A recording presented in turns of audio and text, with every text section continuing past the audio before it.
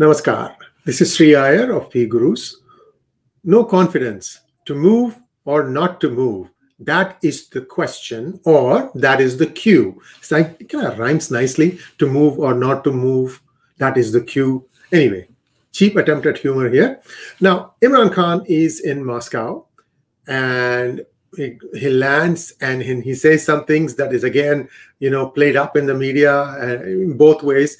And we saw that the Secretary of State spokesperson took a very dim view of Pakistan's stand vis-a-vis the invasion of Ukraine by Russia.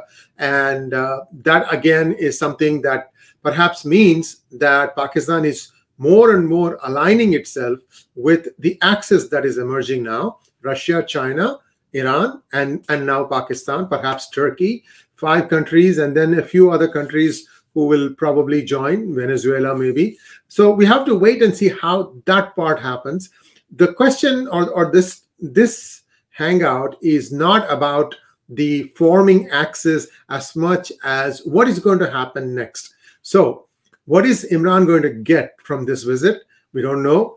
And now the people are waiting with bated breath to see if there is going to be a no confidence motion moved against Imran Khan's government. Remember, I told you that 26th or 27th is when this might happen. So let's just take a quick look at the National Assembly of Pakistan and whose strength is how much. So the two contestants, in my opinion, the current Prime Minister Imran Khan and the leader of opposition Shehbaz Khan. These are the two people, because these are the two biggest parties in the National Assembly of Pakistan. And now let's take a look at what is the strength of the assembly and what are the relative strengths. The assembly consists of 342 seats, and not all are elected, some are nominated. And if you look at the coalition that Imran heads, that has 176 members with outside support from 3 independent, total of 179, and the opposition is 162.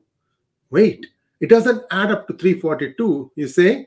Well, I don't know. I got this thing from Wikipedia. It just tells you that, things are not quite as well defined or well accurate in Wikipedia, but you get the idea. The numbers are fairly spread, so you don't have to fight for that one missing number. Maybe that person died, maybe there was no election. I have no idea, but this is what I have as a relatively accurate data. And then again, it's not an exercise in trying to count exactly what it is, as much as to see who needs to move where in order for the no confidence motion to succeed by the opposition and for Imran Khan to step down. So now let us take a look at the numbers of each party. The main opposition is PMLQ, and that has 82, and the PMLQ, which is Nawaz Sharif Shehbaz Sharif's party, has 84 seats, and PPP, Pakistan's People Party, which is the Asaf Zardari, Benazir Bhutto, Zulfikar Ali Bhutto party, that has 56 seats. So that combined comes to 140. Now, what needs to happen for the no confidence motion brought by the opposition to succeed?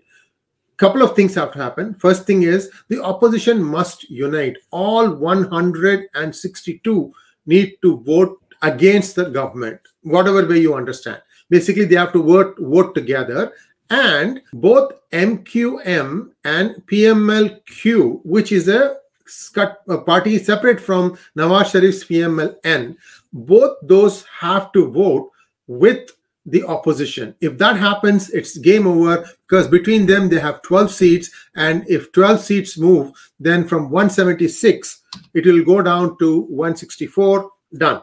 So that is one way. The other way is for all the independents to move and vote with the opposition. So the top 3 in the ruling coalition, which is PTI, MQMP, and PMLQ, they are still there, and that still would not give them the majority. So let us wait and see how this plays out. More importantly, viewers, there is now a test of strength, and there is also a test of unity of the Pakistan army. Are they together, or are there 2 factions?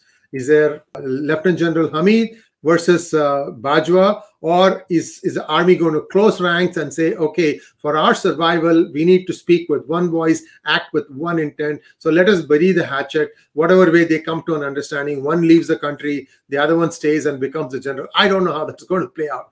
But most important thing is I wanted to show you the numbers and how these numbers game is going to be played. Now, let us say that the no confidence motion against the Imran Khan government succeeds. Then what happens? Then there will be an interim prime minister, and the president will ask this interim prime minister, who perhaps will be the one that will be voted by the combine that brought down the Imran Khan government.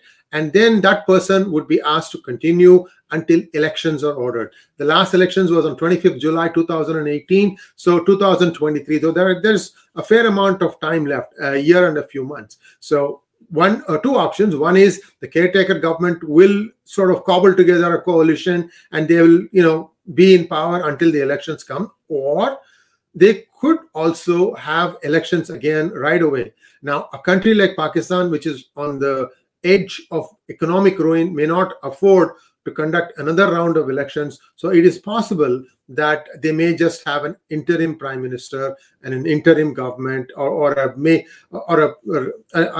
not so strong government. But we have to wait and see how that plays out.